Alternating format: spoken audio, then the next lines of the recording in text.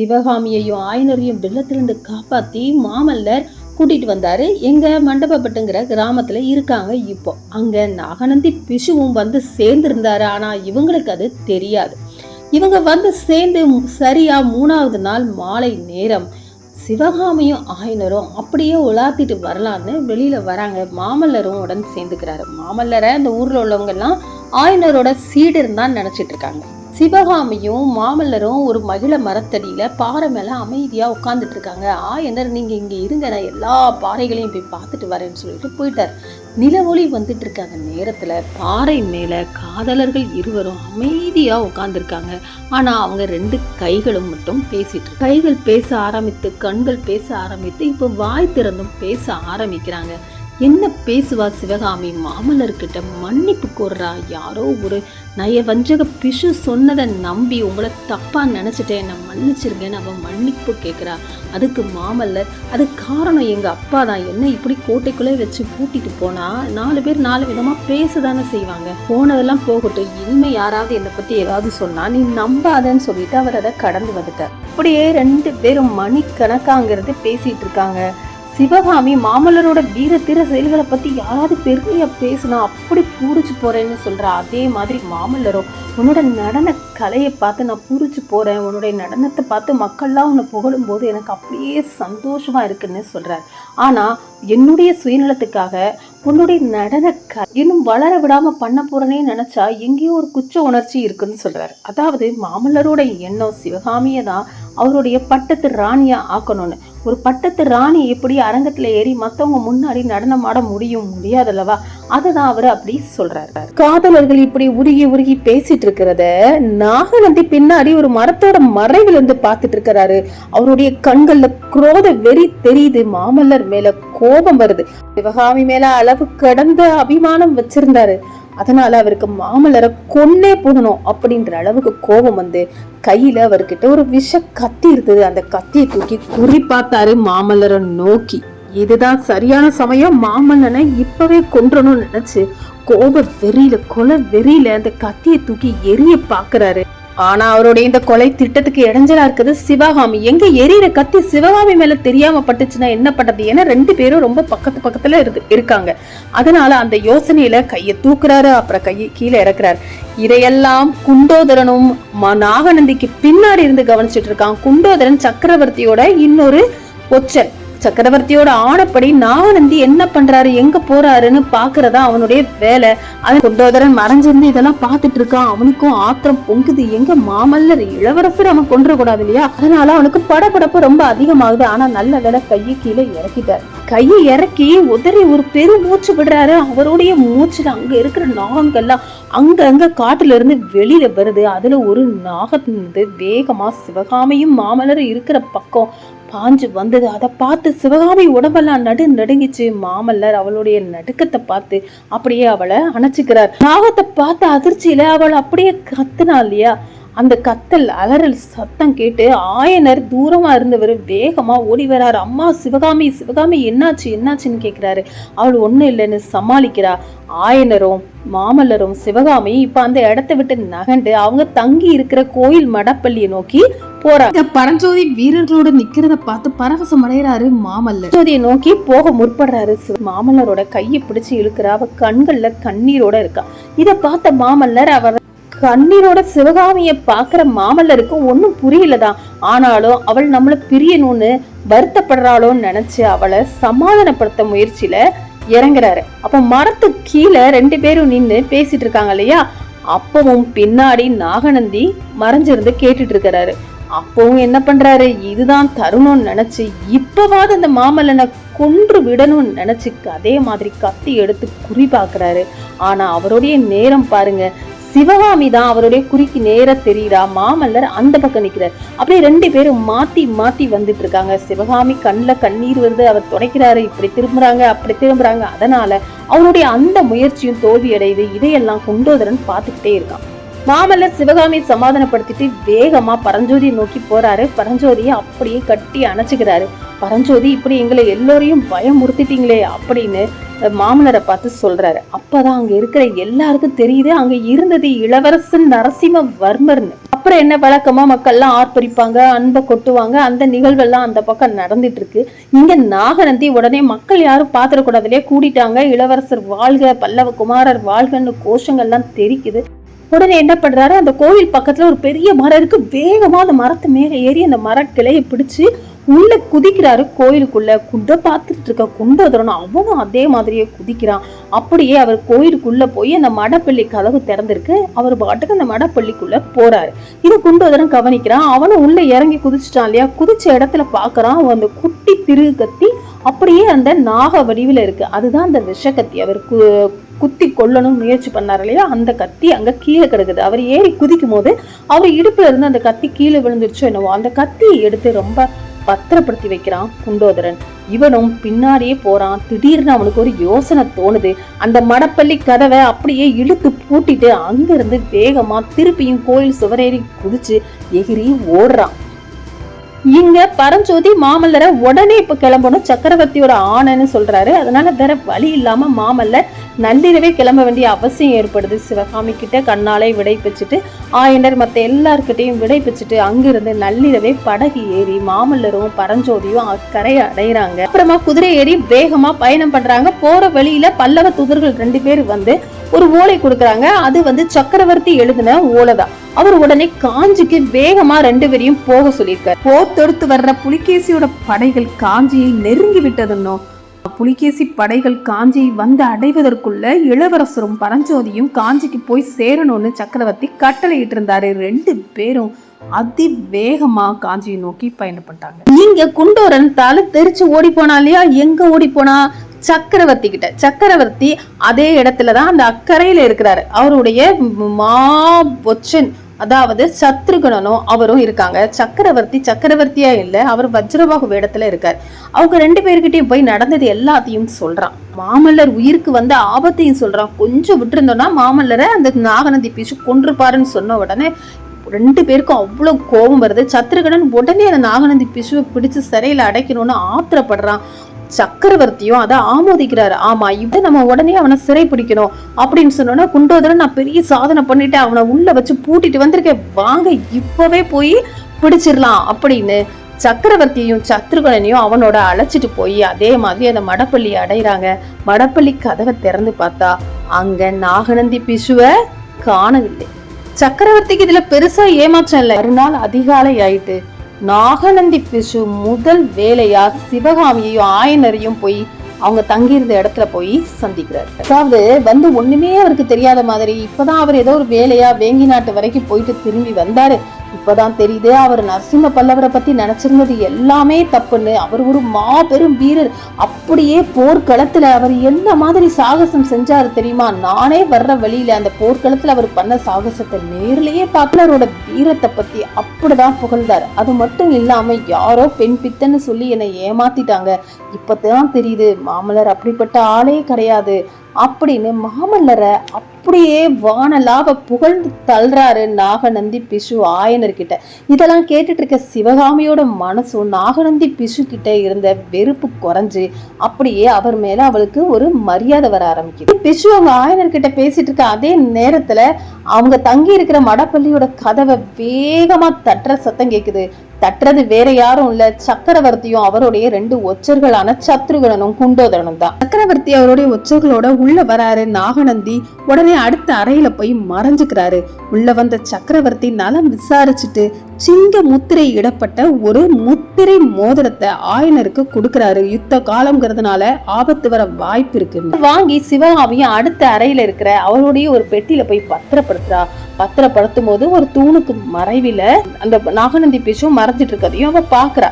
அத அவ கண்டுக்கல, அவளுக்கு தான் தெரியும் இல்லையா. அதனால வெளியில திருப்பி மறுபடியும் சக்கரவர்த்தி கிட்ட பேச ஆரம்பிக்கிறா. சக்கரவர்த்தி அங்கிருந்து கிளம்புறாரு. ஆயனரும் சிவகாமியும் கூடவே கிளம்புறாங்க. படகு துறைக்கு தான் போறாங்க. இவங்க விட்டுட்டு வந்த படகை காணலன்னு சும்மா நாடகம் ஆடாரு சக்கரவர்த்தி. காணல, அதை போய் பார்த்துட்டு வாங்கன்னு சொல்லி வேணும்னே சத்ருகணனை குண்டோதரையும் அவங்க கூட ஆயனரையுமே சேர்த்து அனுப்பி வைக்கிறாரு. ஏன்னா சிவகாமி கிட்ட தனியா பேசுறதுக்கு. என்ன பேசுவாரு? மாமல்லர் அடுத்த பல்லவ சாம்ராஜ்யத்துக்கே சக்கரவர்த்தி ஆக போறவரு. மாமல்லர் தான் பல்லவ வம்சத்துக்கே ஒரே ஒரு வாரிசு. அதனால மாமல்லரும் சிவகாமியும் காதலிக்கிறத கண்டிப்பா சக்கரவர்த்தியால ஏத்துக்க முடியாது அல்லவா, அவரால் ஏத்துக்கவும் முடியல.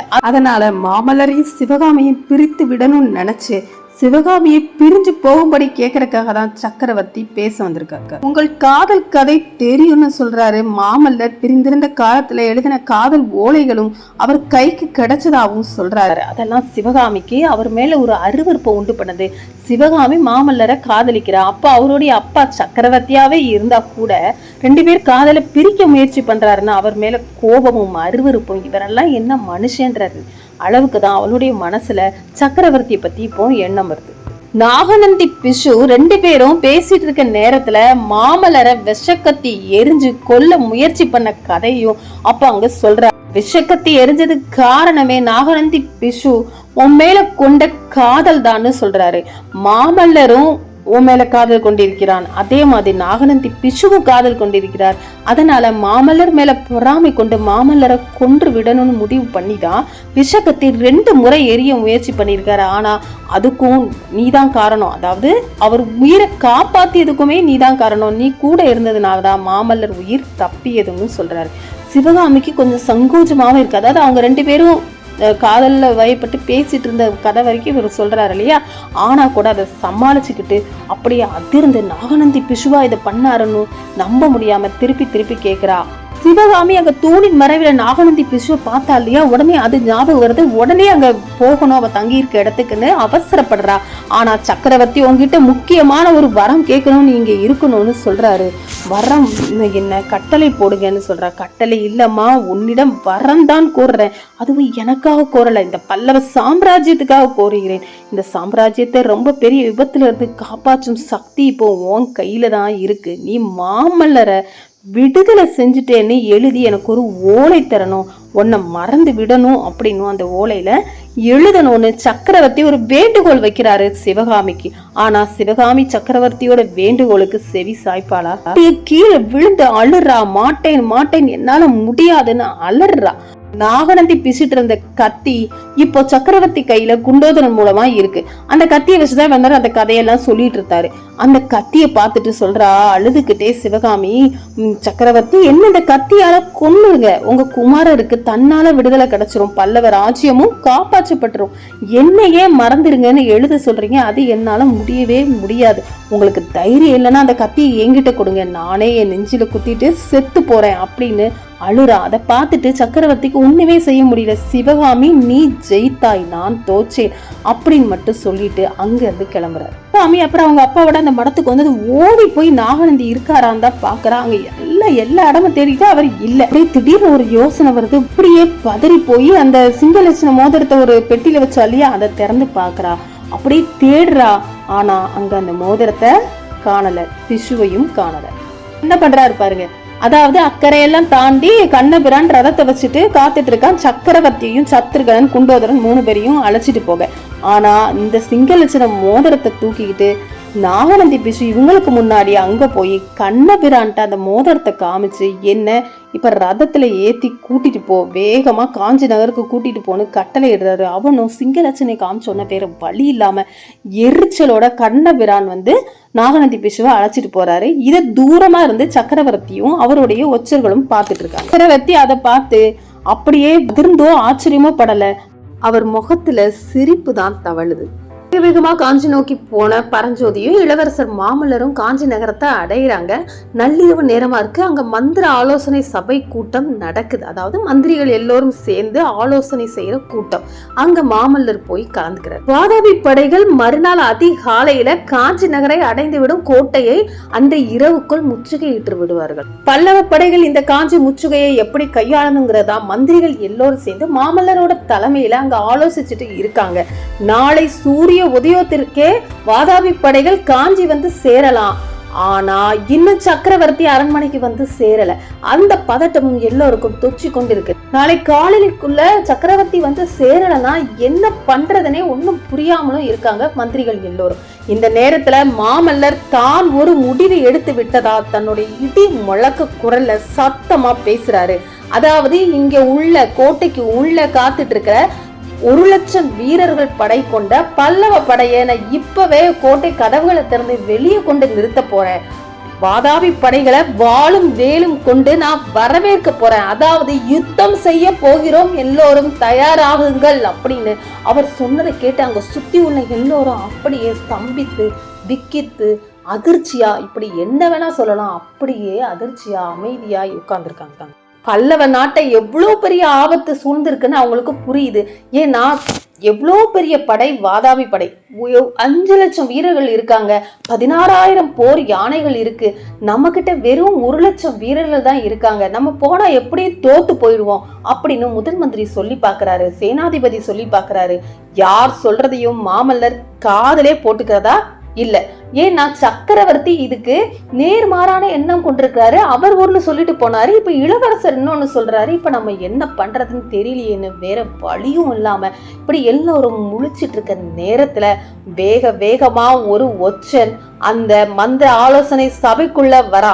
கோட்டை கதவுகள் சாத்தப்பட்டிருந்தாலும் கோட்டை காவலர்களுக்கு ஒரு உத்தரவு போடப்பட்டிருந்தது, சக்கரவர்த்தி அரண்மனைக்குள்ள வரல இல்லையா, அதனால சக்கரவர்த்தியோ இல்ல சக்கரவர்த்தியோட தூதர்கள்னு சொல்லிட்டு யார் வந்தாலும் கோட்டை கதவுகளை உடனே திறந்து உள்ள அனுப்பணும்னு ஒரு உத்தரவு பிறப்பிச்சிருந்தாரு தளபதியான பரஞ்சோதி. அந்த உத்தரவின் பேரில தான் சக்கரவர்த்தியோட ஒற்றன்னு ஒரு ஒற்றன் இப்போ உள்ள வரான். எல்லோரும் சக்கரவர்த்தியோட ஒற்றன்னு சக்கரவர்த்தி கிட்ட இருந்து செய்தி வந்திருக்கு, என்ன சொல்ல போறான்னு அவனையே பாக்குறாங்க. அந்த ஒற்றனை எங்கேயோ பார்த்த மாதிரி இருக்கு பரஞ்சோதிக்கு. நெடிந்த உயரமா இருக்கான், உடம்பெல்லாம் காயமா இருக்கு, கையில சிங்க லட்சணை மோதிரம் வச்சிருக்கான். கண்டுபிடிச்சிட்டீங்களா அந்த ஒச்சனா வந்தது யாரா இருக்குன்னு? ஆமா, நாகநந்தி. அந்த மோதிரத்தை சிவகாமிகிட்ட இருந்து திருடிட்டு வந்தார் இல்லையா நாகநந்தி, இப்ப நேர எங்க வந்திருக்காரு பாத்தீங்களா? அவசரமா உடம்பெல்லாம் அங்கங்க அடிப்பட்ட மாதிரி காயங்களும் இருக்கு. அந்த மோதிரத்தை காமிச்சிட்டு நான் தான் சக்கரவர்த்தி அனுப்பின தூதன்னு சொல்லிட்டு ஒரு செய்தியை சொல்ற. அது என்ன செய்தினா, பல்லவ சக்கரவர்த்தி மகேந்திரவர்ம பல்லவர் புலிகேசி படை வீரர்களால சிறைப்படுத்தப்பட்டு விட்டார்னு சொல்றாரு. முதல்ல அங்க இருந்த யாரும் நம்பல, அப்படியே ஸ்தம்பித்து போறாங்க. மாமல்லரும் நம்பல. முதல்ல கோபத்துல வாழெல்லாம் உருவுறாரு, என்ன சொல்ற அப்படி இப்படின்னு. ஆனா நம்புறபடியா நாகநந்தி பல கதைகளை சொல்லி அங்க இருக்கிற எல்லோரையும் நம்ப வைக்கிறான். கடைசியில பரஞ்சோதியாரே நம்பிடுறாரு. எல்லோரும் சக்கரவர்த்தி சிறைப்பட்டு விட்டார், இப்ப வாதாபி படைகள் காஞ்சி கோட்டையை நெருங்கி விட்டது. அவங்களுடைய ஆபத்தான சூழ்நிலை புரிகிறது அல்லவா? அந்த குழப்பத்துல சக்கரவர்த்தி சிறைப்பட்டது அவங்க மனசு நம்புது. இப்ப என்ன பண்றது, வேற வழியே கிடையாது. வெளியில போய் யுத்தம் பண்ணி எப்படியாவது நம்ம சக்கரவர்த்திய மீட் ஆகணும், யுத்தத்துல ஜெயிச்சாகணும்னு பரஞ்சோதியும் மாமல்லரும் முடிவு பண்ணி அங்க உள்ள எல்லோரும் அதற்கு சம்மதித்து தயாராக போற நேரத்துல வெளியில ஏதோ சத்தம் கேக்குது. ஆனா அங்க வெளியில வர்றது யார் தெரியுமா? குதிரை மேல சக்கரவர்த்தி வந்துட்டு இருக்காரு. அவர் வர்ற நேரம் தான் வெளியில இந்த நாகநந்தி பிஷு போறாரு. அந்த நாகநந்தி பிஷு தானே சக்கரவர்த்தியின் ஒச்சன்னு சொல்லி சக்கரவர்த்தி சிறைப்படுத்தப்பட்டு விட்டார்னு செய்தி சொல்லிட்டு போனாரு. அந்த நாகநந்தி பிஷு செய்தி சொல்லி வெளியே போகவும் மகேந்திரவர்மர் உள்ள வரவும் சரியா இருக்கு. மகேந்திரவர்மர் அந்த பிஷுவை பார்த்த உடனே அவரை சிறைப்படுத்துங்கள், காவலர்களே அவனை பிடிச்சு சிறையில அடங்கன்னு உத்தரவுப்படுறாரு. காவலர்களும் பிஷுவை பிடிச்சு இழுத்துட்டு போறாங்க. பிஷுவால ஒன்னும் பண்ண முடியல. அவரை பிஷுவை சிறைப்படுத்திட்டு உள்ள வந்து நடந்த கதையெல்லாம் சொல்றாரு.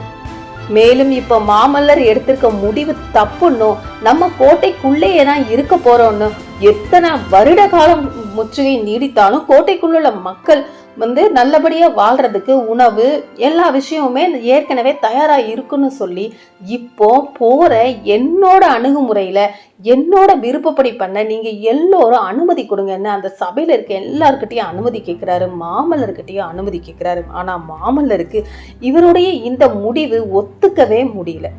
மாமல்லர் ரொம்ப கோபக்காரர், முன் கோபக்காரர், அவருடைய சுபாவம் அதுதான். அப்படியே கோபத்துல அடக்கிக்கிட்டு அப்படியே மூஞ்ச கடுகடுன்னு வச்சுட்டு உட்கார்ந்துருக்காரு. மகேந்திரவர்மர் திருப்பி மாமல்லர் கிட்ட உனக்கும் சம்மதமானு கேட்க அவரு கோபம் அப்பா என்ன ஏன் கேட்கிறீர்கள், உங்கள் விருப்பம் இதுவோ அதுவே எனக்கு சம்மதம்னு வேண்டா வெறுப்பா சொல்றாரு. ஆனா அவருக்கு வெளியில போய் யுத்தம் பண்ணணும், எதுக்கு நம்ம இப்படி உள்ள ஒளிஞ்சு இருக்கணும்ங்கிறது தான் அவருடைய ஆதங்கமா இருந்தது. படைகள் இறங்கின. காஞ்சி கோட்டை முற்றுகை தொடங்கியது. நந்தி பிஷு சிறையில இருக்கிறாரு. புலிகேசி சக்கரவர்த்தி காஞ்சி கோட்டையை முற்றுகை இட்டுட்டாரு. இப்படி 8 மாத காலம் முடிஞ்சது. ஆனாலும் காஞ்சி கோட்டையிலிருந்து எந்த செய்தியும் புலிகேசிக்கு வரல. பல்லவ சக்கரவர்த்தியும் வெளியே வரல. ரொம்ப கடுப்பாயிட்டாரு. இவங்க 16,000 யானைகள் கொண்டு வந்திருக்காங்க, லட்சம் வீரர்கள் அழைச்சிட்டு வந்திருக்காங்க. அப்படி இருந்தா கூட காஞ்சி கோட்டைய உடைச்சு உள்ள போக முடியல, கதவுகளை உடைக்க முடியல. எவ்வளவோ பிரயத்தனம் பண்ணி அகழி தண்ணியெல்லாம் எடுத்துடுறாங்க, கோட்டை கதவுகளை தாக்கி உடைக்கிறாங்க. உள்ள ஒரு சின்ன கதவு இருக்கு, ஆனா அங்கதான் முழுக்க முழுக்க வேல் முனைகள் பொருத்தப்பட்டிருக்கு. வேகமா பெரிய கதவை முட்டி தள்ளுன யானைகள் அந்த வேலில போய் முட்டி கீழே விழுந்துதான் மிச்சம். அந்த யானைகளோட கண் குருடா போது, ரத்தமா மாறுது, யானையே ரத்த கலரி ஆகுது. இப்படியாக தோச்சுதான் போறாங்க. அந்த கோட்டைக்குள்ளேயும் அவங்களால போக முடியல. இப்படிதான் 8 மாத காலம் போய் மேல அவ்வளவு வேல் பிடித்த பல்லவ வீரர்கள் நின்றுகிட்டே இருக்காங்க. போர் நடந்துட்டே இருக்கு, உள்ள மட்டும் போகவே முடியல. ஆனா பல்லவ வீரர்கள்ல நல்ல கொழுத்து, நல்ல ஆரோக்கியமா இருக்காங்க. ஆனா வாதாபி வீரர்கள், அவ்வளோ வீரர்களுக்கு சாப்பாடு பத்தல. கொண்டு வந்த சாப்பாடெல்லாம் சரியா போச்சு. அங்க பல்லவ நாட்டிலயும் அவங்களுக்கு சாப்பாடு கிடைக்கல. விவசாயம் வேணும்னே பண்ணல பல்லவ நாட்டு மக்கள். இதே சக்கரவர்த்தியோட ஆணைப்படிதான் நடந்துட்டு இருக்கு. அங்க யாருமே உணவு கொடுக்க மாட்டேங்கிறாங்க. அதனால அங்க இருக்கிற சேனாதிபதி, வாதாபி சேனாதிபதி ரொம்ப வருத்தப்பட்டு புலிகேசி கிட்ட சொல்றாரு, இப்பவே நம்ம அறவயிறு சாப்பாடு தான் நம்ம வீரர்களுக்கு கொடுக்குறோம், யானைகளுக்கும் சாப்பாடு போட்டு முடியல. இப்போ இப்படியே போச்சுன்னா நமக்கு பலம் இருக்காது, நம்மளால போர் செய்ய முடியாது அப்படின்னு சொல்றாரு. இதை கேட்டு புலிகேசி ஆத்திரம் அடைகிறாரு. இப்பதான் நாகநந்தி பிஷுவை எவ்வளவோ அவர் தேடுறாரு. எங்க போனாரு, அவர் எங்க போனாரு, என்ன ஆனாருன்னே எதுவுமே தெரியலையே. கடைசியா வஜ்ரபாகுன்ற ஒரு வீரன் கிட்ட அவர் ஒரு ஓலை கொடுத்து விட்டதை மட்டும்தான் எனக்கு தெரியும். அதுக்கப்புறமா புத்த பிஷு என்ன ஆனாருன்னு தெரியலையேன்னு ரொம்ப புத்த பிஷு நினைச்சு வருத்தப்படுறாரு.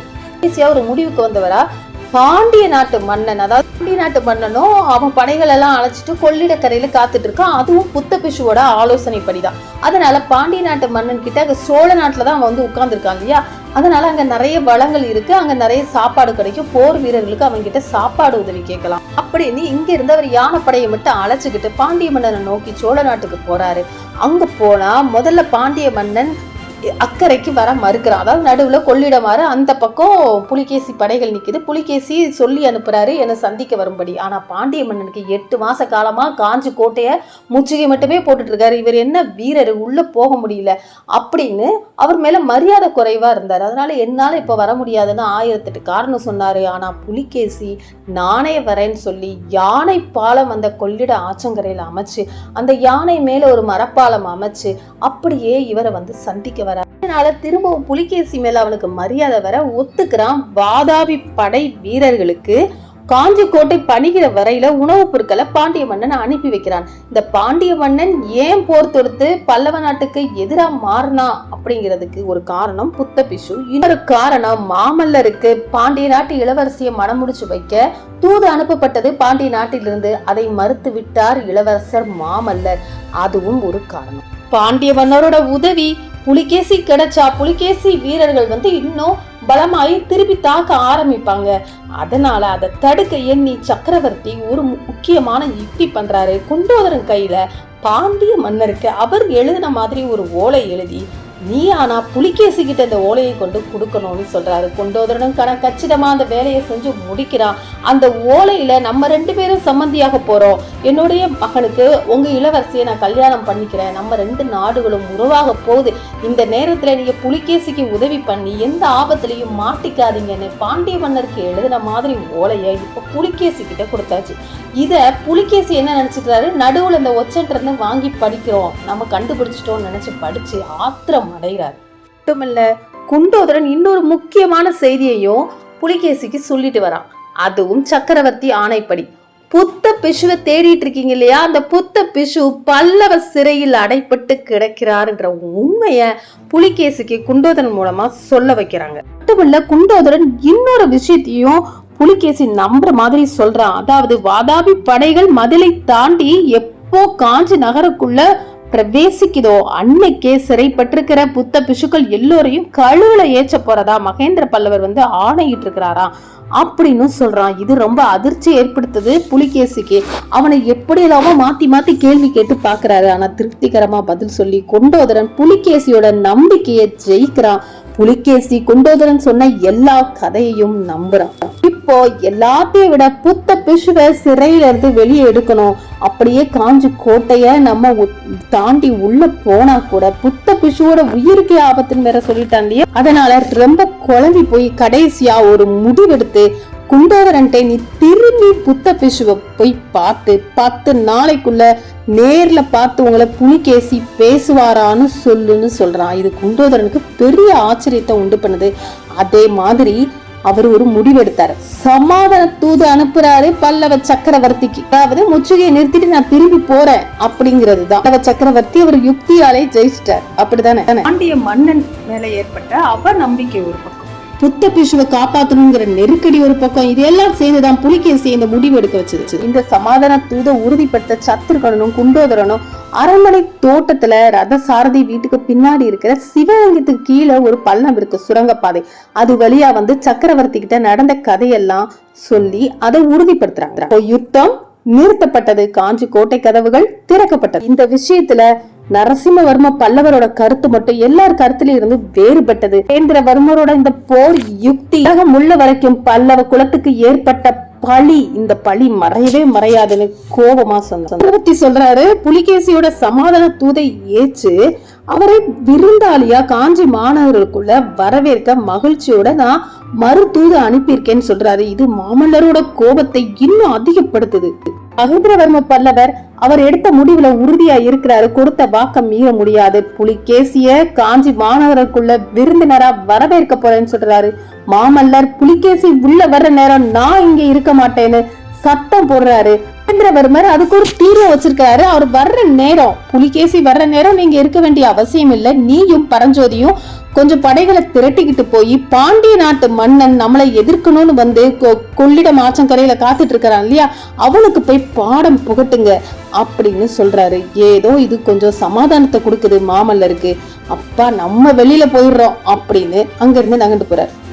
காஞ்சி கோட்டைக்குள்ள இப்ப மாமல்லரும் இல்ல, பரஞ்சோதி இல்ல. அவங்க 2 பேரும் பாண்டிய நாட்டு படைகளை எதிர்கொள்ள படைகளை திரட்டிட்டு வெளியே போயாச்சு. புலிகேசி காஞ்சி மாநகருக்குள்ள கோலாகல வரவேற்புல உள்ள வரான். காஞ்சி மாநகரமே விழா கோலம் பூண்டு. காஞ்சியோட வடக்கு வாசல் வழியா வாதாபி சக்கரவர்த்தி புலிகேசி உள்ள வராரு. தெற்கு வாசல் வழியா இளவரசர் நரசிம்மவர்ம பல்லவர் வெளியில போனார். காஞ்சி நகருக்குள்ள வந்த புலிகேசிக்கு ராஜோபச்சாரமே நடக்குது. கோலாகல வரவேற்பு நடக்குது. காஞ்சி நகரே திருவிழா கோலம் பூண்டி இருக்கு. இப்படி கோலாகலமா அவருக்கு வரவேற்பு நடக்குது. 2 சக்கரவர்த்திகளும் யானை மேல ஏறி பவனி வராங்க. காஞ்சி நகரை சுத்தி பாக்குறாங்க. கோயில்கள் எல்லா இடமும் சுத்தி பாக்குறாங்க. அரண்மனையில கலை விழாக்கள் நடக்குது. இப்படியே நடந்துட்டு இருக்கு. சக்கரவர்த்தி மண்டபப்பட்டு கிராமத்துல இருந்த சிவகாமியையும் ஆயனரையும் கூட காஞ்சி நகரத்துக்கு வரவழைத்தார். சிவகாமியோட நடனம் புலிகேசி முன்னாடி அரங்கேறியது. அதன் பின்னர் சிவகாமி அவளுடைய தோழி கமலி வீட்டுல போய் இருக்கா. அதுவும் சக்கரவர்த்தியோட ஆணைப்படி இருக்கா. சக்கரவர்த்தி காஞ்சி நகரத்துக்குள்ளே இருக்குமாறு அவங்களுக்கு கட்டளை இடுறாரு. இப்படி 8 நாட்கள் புலிகேசி காஞ்சி நகருக்குள்ள இருந்து 8வது நாள் வெளியில போறாரு. வெளியே போகும்போது 2 சக்கரவர்த்திகளும் அவ்வளவு நட்பு பாராட்டும்படி அவங்க 8 நாட்கள் ஒன்னாவே இருந்திருக்காங்க இல்லையா.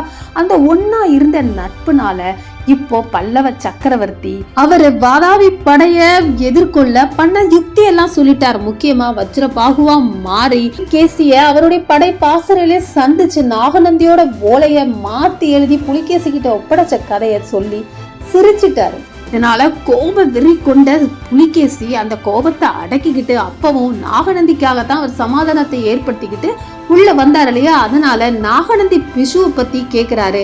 ஒருவேளை புத்த பிஷுக்களை வச்சிருக்கன்னு நினைச்சு நீங்க சிறையில் அடைச்சிருக்கலாம். ஆனா நாகநந்தி பிஷு எனக்கு ரொம்ப நெருக்கமானவர், அவரை வெளியில விட முடியுமான்னு கேக்குறாரு. ஆனா அதுக்கு சக்கரவர்த்தி நீங்க அதுக்கு முறையா ஒரு கோரிக்கை வச்சீங்கன்னா நான் வாதாபி சக்கரவர்த்தியோட கோரிக்கை ஏற்று வெளியில அனுப்புறேன்னு சொன்னதும் அடக்க முடியாத கோபத்துல ஆத்திரத்தோட காஞ்சி கோட்டையிலிருந்து வெளியே போறாரு. புலிகேசி கோட்டையை தாண்டி விட்டார். நரசிம்மவர்ம பல்லவரோ பாண்டி நாட்டு படைகளோட யுத்தம் புரிய போயிட்டார். சிவகாமியோ காஞ்சி நகருக்குள் இருக்கா. இனி அடுத்து நிகழப்போவது என்ன? அடுத்த அத்தியாயம் கண்டிப்பாக இறுதி அத்தியாயம் தான். கதையின் முடிவு தெரிந்துவிடும். காத்திருங்க.